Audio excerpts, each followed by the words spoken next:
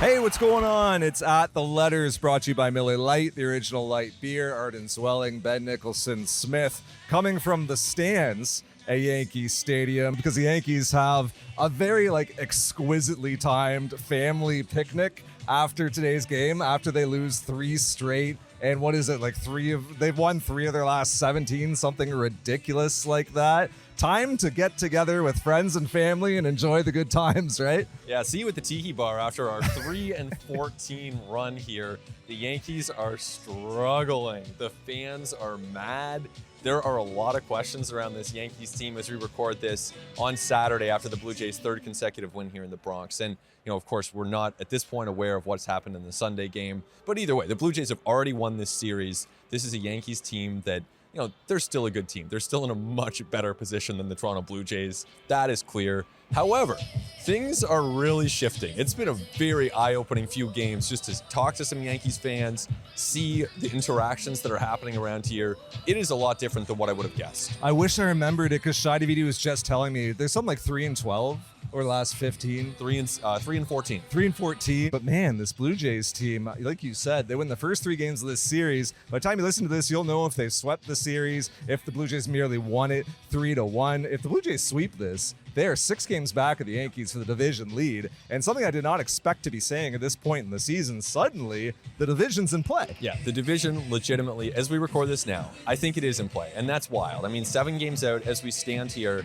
at Yankee Stadium right now with 6 weeks to go or so. 43 games remaining. Something like that, 42. Yeah. So yeah, it is a lot of time remaining. Not necessarily a ton. A lot of things would have to continue going the Blue Jays' way.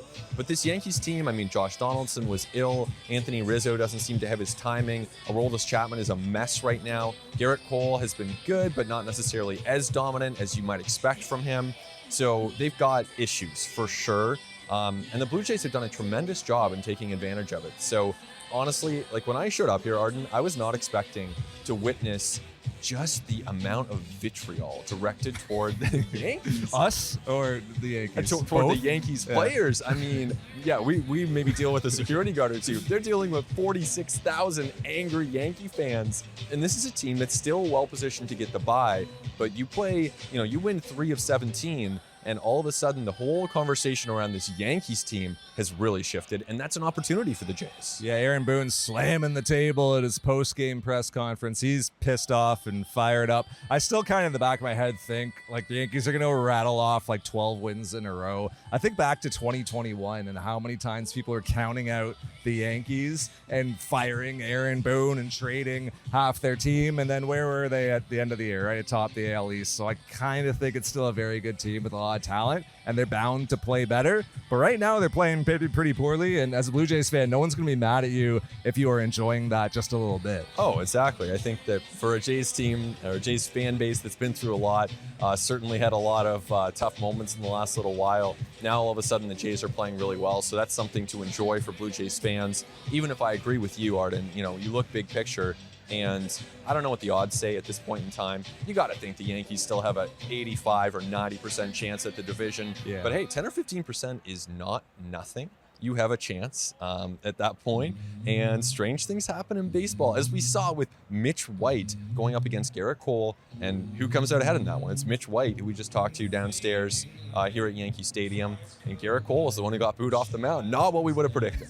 That's kind of what I love about this Blue Jays win as well, is because it's narrative busting. And we were going through it before the game. I was like, how can we bust some narratives here at Yankee Stadium? Oh, the Blue Jays didn't have a good enough trade deadline. They didn't get impactful enough talent. Well, here's Mitch White doing his job, right? No one's expecting him to go 8 shutout, but when he 5 and dives and allows some traffic but doesn't allow it to score and gets himself out of trouble and finds a big pitch when he needs it, he's done his job. He's done what you expect. Here's Anthony Bass and Zach Pop coming out of the bullpen on a day when Jordan Romano isn't available, giving the Blue Jays reliable relief. Here's Jackie Bradley Jr. with an opposite field double on a 99-mile-an-hour pitch. Don't look at the expected batting average on it. Don't look at the exit velo. Don't look at the route that Andrew Benintendi took The ball dropped in. The result is what matters. It's the Blue Jays additions. It's the new guys who came through and helped them win this game on Saturday. And definitely don't read the transcript of what was said in the press box as Jackie Bradley Jr. was stepping in, because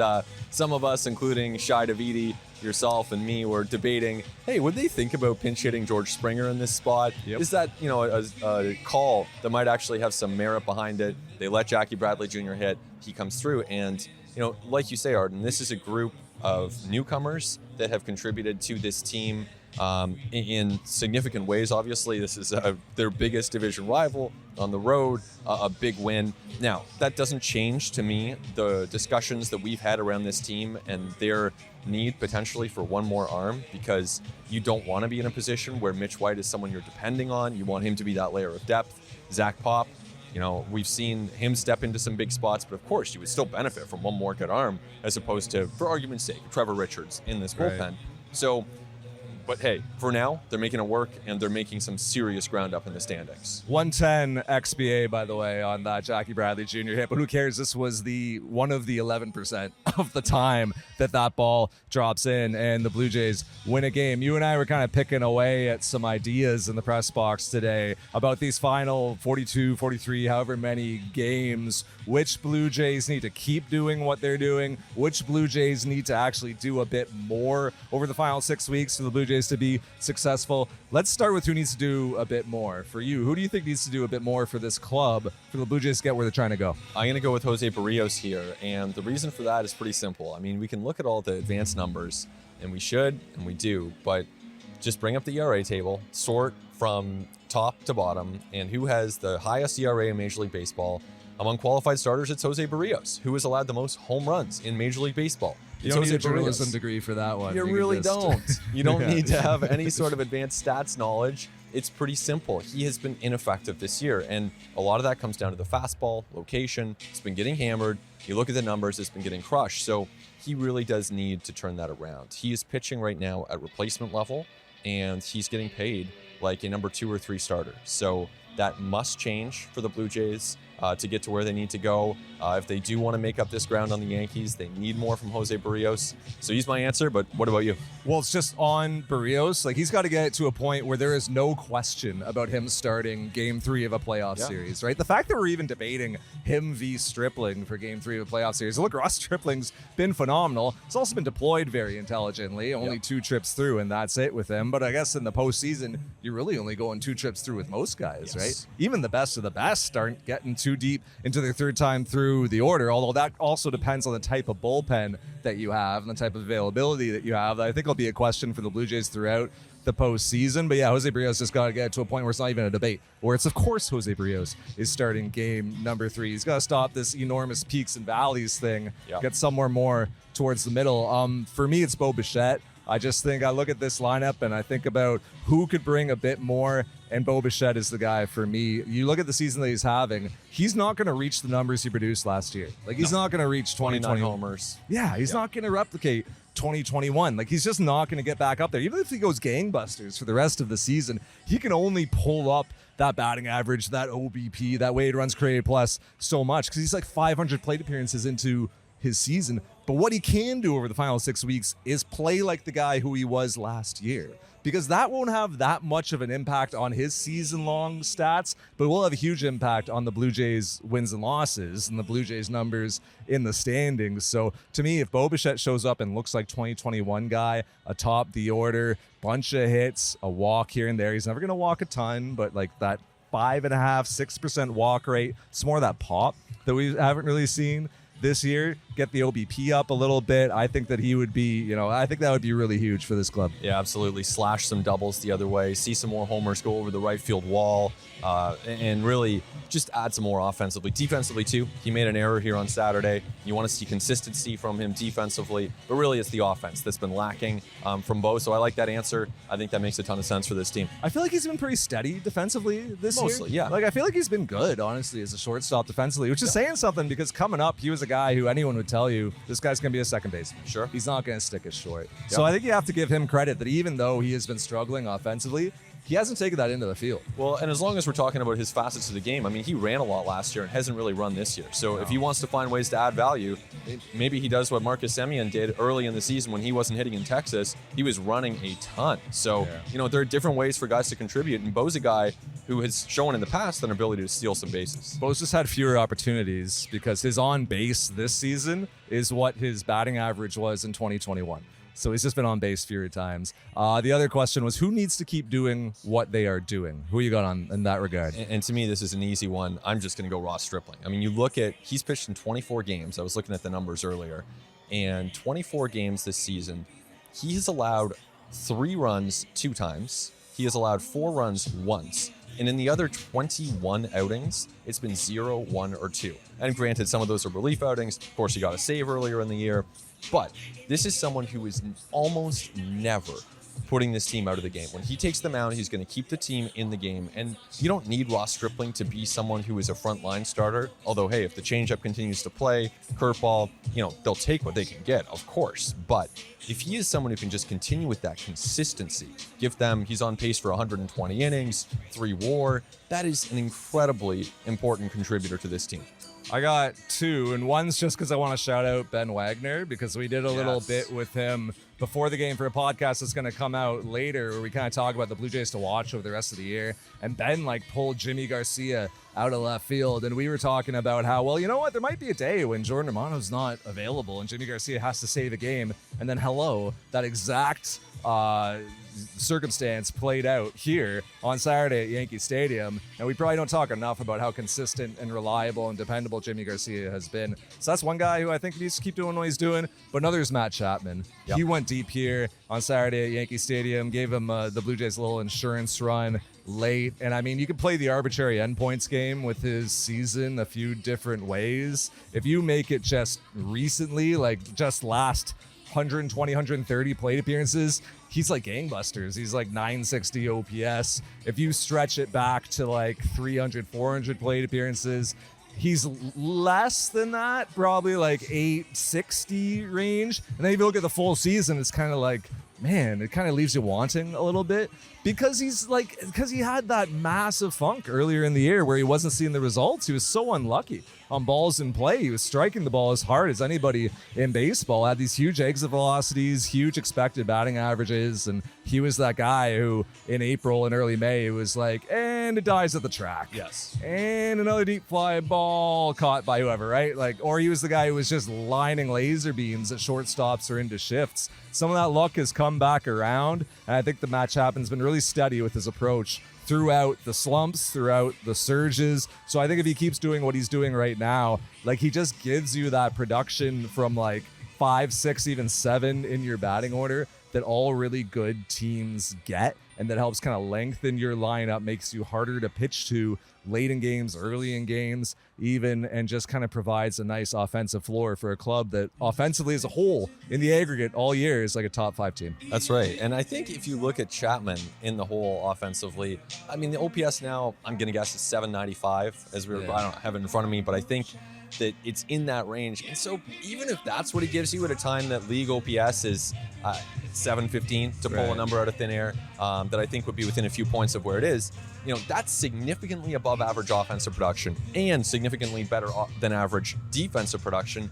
And he takes the field every day. So to me, Chapman is someone who, even if it doesn't improve, even if he doesn't stay on this track where he's been improving and hitting better, you just take the season-long numbers, do that for another 40 games. I think the Jays are going to be thrilled. I think it was just easy to come into this season and look at who he was when he was MVP candidate, and then look at the very obvious reason why he wouldn't have produced as well in the last couple of years, and that's a major hip injury, major hip surgery on his labrum and his hip, and kind of think oh, well, he's a year past that and he's still pretty young, right? He's still 2 years from free agency. Maybe he can be the MVP guy again. Those are kind of the conversations we were having coming into the year. In hindsight, maybe expectations set a little too high, but I think you make a good point that he's been fine for this club. Better than fine. You're totally happy with what Matt Chapman gave you, and defense doesn't slump. His defense has been solid all year. Of course, you're gonna, the misplays are gonna stick out in your mind. But what doesn't stick out in your mind is the plays that are made at an exceptionally elite level all the time by this guy. And the Blue Jays pitching staff gets a lot of ground balls to third base, and Matt Chapman honestly has been a vacuum. And not to totally sidetrack us here, but my mind is just kind of spurred on by what you say when you say defense doesn't slump. And for Matt Chapman, that's actually 100% accurate. Now, for some people, like Jose Altuve just is a name that comes to mind. He gets the yips in October, and then it comes back, and then he gets it. And talking to some people around the team, they are just really floored by the ability that Matt Chapman has. And we've had these conversations, over the last few months here. But it's really the ability to be so consistent, to be so mentally consistent, physically consistent with his mechanics, with his preparation, to the point that you know exactly what you're getting defensively, and that's not a given in this league. Time now for Major League Beer for Major League Baseball, brought to you by Miller Lite, the original light beer. Ben, we are going to squeeze as much out of being in New York as possible. We have reached into the depths of our idea bag for something Yankees and Blue Jays related. Who, in your mind, is the best player to play for both the New York Yankees and the Toronto Blue Jays? Well, I might be stretching the definition of best here, but I will present a player who had great careers with both the Blue Jays and Yankees, some great moments with both the Blue Jays and Yankees. You can go back in the history books a little bit for David Wells, a player who clearly was larger than life. I love the fact that he tried to wear Babe Ruth's hat in a real Major League game. Pitched a perfect game, of course, for the Yankees. 18-win season with them in 1998. Big part of their success in the Bronx. And then, of course, traded to the Blue Jays and won 20 games with the Blue Jays. So he had a really good season or career with the Blue Jays. Of course, two-time Blue Jay early in his career, and then again later after being in New York and elsewhere. So David Wells, I think, deserves a shout out. He's not necessarily the Cy Young caliber of some, but still had some great moments and kind of a larger than life legend when you think about the kind of Yankee history that he loved and some of those things that he tried to do. Anyone who disrespects Babe Ruth is a friend of mine, so I'll take that. That much is clear after this weekend. But for me, I'm going to go Roger Clemens, who was, when he was with the Blue Jays, was phenomenal. When he got to the Yankees, honestly, kind of a little over the hill by that point. He was like almost 40 when Clemens was in New York. Not his like best peak prime years. At Rogers Center, though, then Skydome, prime Roger Clemens. I'll leave it to your imagination as to why that was. But Roger Clemens, to me, best player to wear both pinstripes and whatever the colloquial term is for Blue Jays uniform as well. And I think that's undeniable. I think on pure talent and pure production, Cy Young's, Clemens is certainly a better pitcher than David Wells. So that's a great choice. Not a more fun pitcher than David Wells. No. Maybe fun in a different way. All right, Arden and Ben here at Yankee Stadium. It's Sunday. It's the series finale. Excited for that one. We just talked to Mitch White, and that's what you're going to hear next. Toronto Blue Jays starter, Mitch White. Mitch White's with us. It's Sunday at Yankee Stadium. He started on Saturday, and man, I feel like there was a lot going on in that outing. Yeah. Family in the stands, traffic on the base paths. Yep. It's 1,000,000 degrees. Are you kind of better now at this point in your career in managing all those circumstances than maybe you would have been a few years ago? 100%. That's the kind of stuff that just comes with experience, and there's no replacing that. You just kind of have to go out and do it, and the more you do it, the better it comes. Obviously, there's a lot of traffic and not ideal, but we got around it eventually. You were saying yesterday after your start that, even though this is Yankee Stadium, and if you kind of open up your eyes, it's like, whoa, there's a lot of legends here, a lot of ghosts here at this place, a place that you've gone to even as a fan, not as a pitcher. And you were able to kind of block that out when you're facing Garrett Cole, who, I don't have to tell anyone listening or watching, Garrett Cole's a really good pitcher. So how are you able to kind of block that out and really focus on the task at hand? Part of it is just kind of not looking up. I got one place I got to look. I got my target and the catcher, and the hitter, and that's about it. You block everything else out as best you can. It's another thing. I don't know. It just kind of, you get better at it as you go. Yeah. Do you have like focus cues like that on the mound? Things you look at, things you tell yourself? I hear pitchers sometimes talk about things they'll kind of yeah, repeat for themselves. Sure. Yeah. Sometimes I'll look around and try to find, like in college, I had kind of a gimmicky little thing. You look at you find a zero and you reset. That was one thing. Or you just find something out in space to take a deep breath, reset, and then get back on the glove. That's usually what I end up doing, yeah. And presumably, coming from the Dodgers, and we're pretty locked on Jays here, so, we're not following the Dodgers to that same extent, but you're playing big games. That is a team that is accustomed to winning. That is a team that has a very devoted fan base. How did those experiences kind of set you up to be, okay, American League East, like, let's go, Yankees, Jays, like, those are big moments as well? For sure. I mean, playing some of those games in Dodger Stadium where it gets loud as anywhere else I've been, those games are fun, and you kind of, once I got to the point where I could use that to benefit me and ride that adrenaline wave, as opposed to getting a little tight and getting a little, try to do too much, I kind of learned to use that to help me as opposed to hurt me, and I think that's a big part of it.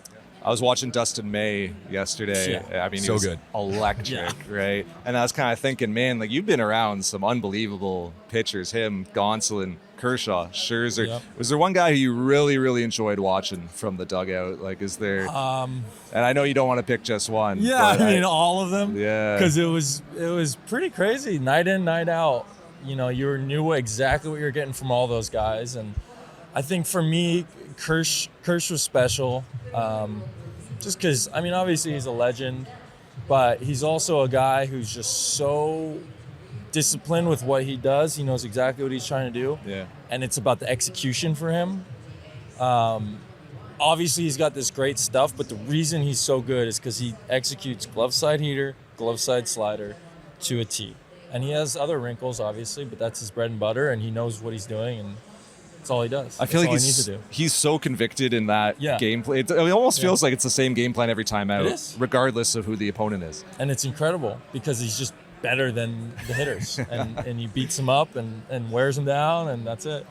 That's awesome. So I guess, how do you go about observing a pitcher like that? What are the things that you're looking for? Is it kind of preparation, or is it even like little things, the team hotel, or, between games, or is it purely like you're watching video and you're seeing how he executes? What are the things that you kind of look for? I mean, all of the above to a certain extent. It depends on who you're talking about. I mean, so for example, Tony Gonsolin has a very structured way to game plan. He's looking at certain numbers that he finds important, and then he matches those with video. Okay. So I try to take pieces from that and learn about how I want to game plan for hitters. Kirsch has like an extraordinary feel for the game, where like I'll be sitting on the bench with him and he'll notice these tiny little weird details. And it's just interesting because you hear those kind of things from guys around the league who've been around the league, and they just have a different way of looking at the game. So you pick up on that kind of stuff. Do you have an example of one of those details? Like one I of those was times? actually just talking about it. So it's just like, I don't know, it's small stuff, but like sitting on the bench, there's a guy on first, random, say 1-0 count, and you just see something. He's like, oh, he's going to run here. And it's like, okay, I mean, I don't know. And then he runs. And you ask him why, and he has no idea. He just felt it. Wow. It's like that kind of feel, I guess. Yeah. It's just cool. It's just different. I feel like there's a million little things like that going on the field that we're not picking up from, 30,000 For sure. feet. I think about like pitch tipping and some of the small little things that hitters are able to pick up that it's like Mitch White's about to throw a slider. Have you ever had anything like that? It's Yeah, like- I've had a lot of that stuff. I mean, back in LA, at least, we had guys constantly looking at my stuff, and then obviously looking at opposing pitchers. So I've had to clean up a lot in the past. For example, I had a glove tap, kind of like what Gossman does, where you you build up and then tap here and go. But I Yeah. was leaking open, so you could see the spike on my curveball and slider or changeup. Oh. So hitters were picking up on that. I had to mix that up, stuff like Yeah. that. I mean, it's tiny little, you don't even realize you're doing it. And you've got kind of a spike on your slider too. So it would be possible for a hitter to see that Yeah. peeking out of your glove. They see breaking ball or they see fastball. I mean, that's pretty much, that's the majority of what I throw is breaking balls and fastballs, obviously. So that's a big help for them. I guess as you're kind of looking at that cat and mouse game between hitter and pitcher, who are some of the hitters that you enjoy kind of facing off against and saying like, look, like I know you're an amazing hitter, but you're going to try to beat them with your stuff and with your thinking? I mean, sure. Like, so when I'm breaking down a lineup, there's always 1, 2, 3 guys in the order that you're kind of targeting. It's like, I'm not going to get beat by this guy. Yeah. Guys that I've faced a lot in the past, they're like, I don't know, like a Manny Machado type or Charlie Blackmon with the Rockies, or, there's a lot of guys like that where you have these battles, and if I execute my pitches, I'm comfortable knowing that, I can get them out, but they're also really good, and even when I do, they can still do damage. So those are the guys you just have to be careful and kind of work around. Yeah, and here yesterday you're facing a guy who's probably going to win MVP, and Aaron Judge having an amazing season. He might hit 60 home runs. When you're facing a guy who's that good, what's the game plan?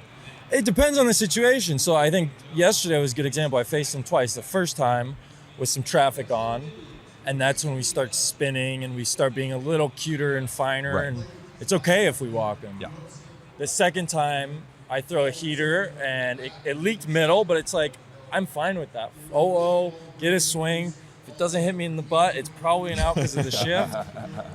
So, that's a win in my book. I mean, maybe not a win, but that's, it's not the worst outcome. 108.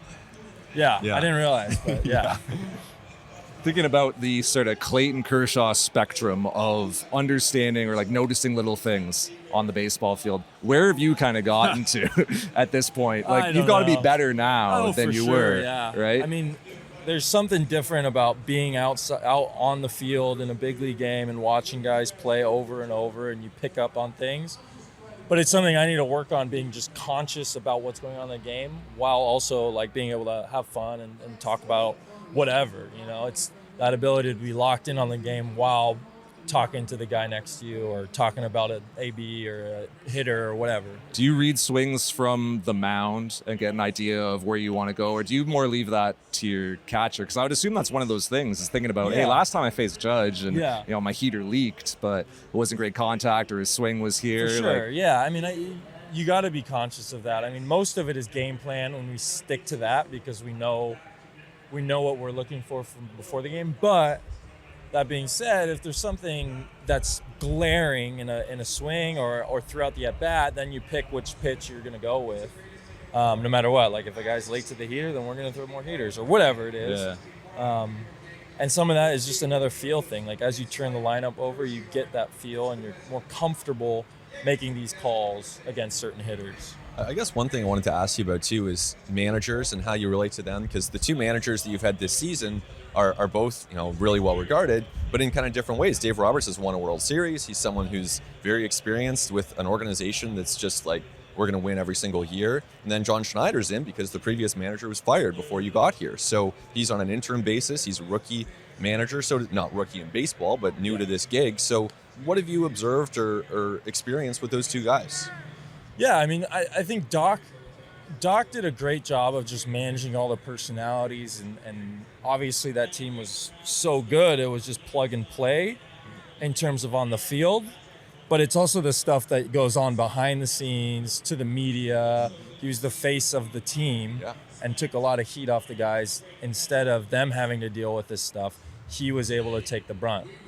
And I think, unfortunate for a lot of managers, I mean, part of the stress of that role is you have to take the blame because it's your ship. And I think with Schneid's, it's been very similar. I mean, he's great. He's been awesome. Really, the communication's been great from day one. He's been accountable. He's been all over this stuff. Just from the short period of time I've been able to be around him, it's been good. Awesome. And when you first got here, I mean, the team was scuffling a little bit, and very recently has come out of it. And all teams are streaky, right? Yeah. They ebb and they flow. No doubt. Is there a difference in the way this team's playing now here on the last day at Yankee Stadium to maybe the way it was when you first got here? Yeah, I mean, I don't know. It felt like when I first got here, I guess, things were just not going our way. And I think, I don't know, baseball is just weird like that. It just takes one big game, like our last game in Toronto, where things kind of clicked. Right. And then hitters get their swagger back, pitchers get their swagger back, same thing. The pen's been awesome. And when you have a guy like Goss and Barrios and Manoah and Strip to reset that, the mojo a little bit, then it makes it easy. And I'm sure when you first got here, immediately into the rotation, had to be somewhat of a nervous thing, your first start in Toronto, right? With a team where things aren't going well. But did that kind of amplify it a little bit as well? I don't know. Yeah. I mean, going back to that outing, I was definitely juiced up. More juiced up than I realized, I think, coming in those first 7 pitches. Right. But I don't know. I try to at least, like I say here, it's like just focus on what is in front of you and not worry about all that other stuff. Do you remember what you thought in that moment when it was like pitch 6 missed, pitch 7 missed? I remember thinking like, I'm not that far off, am I? And like I was kind of laughing to myself, and Chappie was talking to me from third, and he was like, all right. And then when I did finally throw a strike, the whole stadium kind of gave me a little something. I think I clapped myself like an idiot, but Just joined in. yeah, I was like, all right, this is what we're doing, I guess. Yeah. But yeah, it felt good to get the first strike out of the way. I always wanted to ask a pitcher, like in a moment like that, you see the third baseman come in to say something, or the pitching coach. Yeah. Does that help, or would you rather just throw the next pitch? Well, sometimes. I mean, it's definitely like there's times where you need a reset. Yeah. You need something external to get you back in it, because for me especially, I've had trouble where I let the snowball happen, and once you do that, you're dead in the water. Yeah. And it's like, all right, I'm giving in. I'm throwing a heater over the plate just because I need to throw a strike. Yeah. That's when you get hurt. Right. So those are the moments where you reset, get back to throwing quality pitches, balls or strikes, whatever, and then you can kind of salvage the rest of it. What do you want to hear from a third baseman in that moment, or from a pitching coach, like as a pitcher? I think I do better with like a little joke or something like that. Like I don't need a rah-rah kind of situation. And Chappie was great at that. He just gave me like a little laugh and was like, hey, first time throwing in front of the home crowd, like, attaboy, that kind of thing. Yeah. It's not, I don't need like let's go, let's like get fired up. Is it almost the tone of it then? It's just like you see that he's relaxed, and it's like, okay, I can relax too. that's Like part Matt of it. Chapman's kind of good with this. Yeah, exactly. I think people think that the pitching coach comes out, or Chapman comes out, and it's like, you need to get it together. Yeah, no. But a lot of times it might just be like, you've like pitched before, right? Yeah. Like You're good, right? And Pete was great. That's what I needed to hear. I mean, he had another mound visit yesterday too, and it was the same thing. And it was like, all right, what do we want to throw here? Let's simplify. Let's get this guy out right here and just clarify things and make it simple. Pete's also talked a lot about you just continuing to do what you had done in Los Angeles, not coming in here and being like, all right, you're going to up the usage on this. You're going to change that. Is that how you feel? Like you're just kind of carrying over what you've been doing? Maybe in the spring, look at doing some different things. Exactly. But right now, just consistency. I mean, for me, it's always been a fine line because I like to tinker with things. I like to try new shapes and pitches and whatever. And we've certainly already added a little bit, but the bread and butter there is still the same. I mean, I'm still going to be throwing a lot of sliders to righties, down and away heaters, good down and away heaters. Lefties, we're going to go up and in. We're going to throw the curveball. Now we've added a little wrinkle with the back foot slider a little more often, but like, you know, it's just a game trying to find the middle, the happy medium. I'm sure that's been suggested to you before, that slider to lefties, back foot. Like, why in the past have you been reluctant to go to it, or has it not worked for you? Because it's pretty effective so far from what I've seen. Thank you. Yeah, it looks good. It's on Pitching Ninja, so it must be good. That's a good sign. Yeah. I don't know. I for whatever reason, we simplified things before, where it was like fastball, curveball in general to lefties, fastball, slider to righties. But now we're adding new wrinkles because it's like it's one thing to see guys twice, but I think that third time through, fourth time through, eventually you need to add a little different look in there. And I think the changeup's been helpful with that. I've been throwing that more, throwing a little more slider to lefties, maybe changeup to righties, that kind of thing. That always helps. My last thought, just what have you learned about this team and its potential since you've been here? Because I feel like we're starting to see it this weekend in the Bronx, whereas it wasn't really realizing earlier. Yeah, I mean, from the start, it's weird being on the West Coast because you see all these games, and we would always see the Blue Jays play. They're on in the clubhouse when all you guys the time, are getting ready, right? All the time, and you watch the way everyone is in the dugout and how like happy and excited and fun it is, and you see that environment. I think that plays a lot beyond just the talent, which is obvious. So that's kind of that whole thing where it was like when I learned I was coming here, it was, all right, let's go. This is a fun team. This is a cool team. We got some talent. We can do this. And I think we're showing it. All right, Mitch White showing up here. Thanks so much for the time. Yeah, of course. Thanks, you guys. Appreciate it.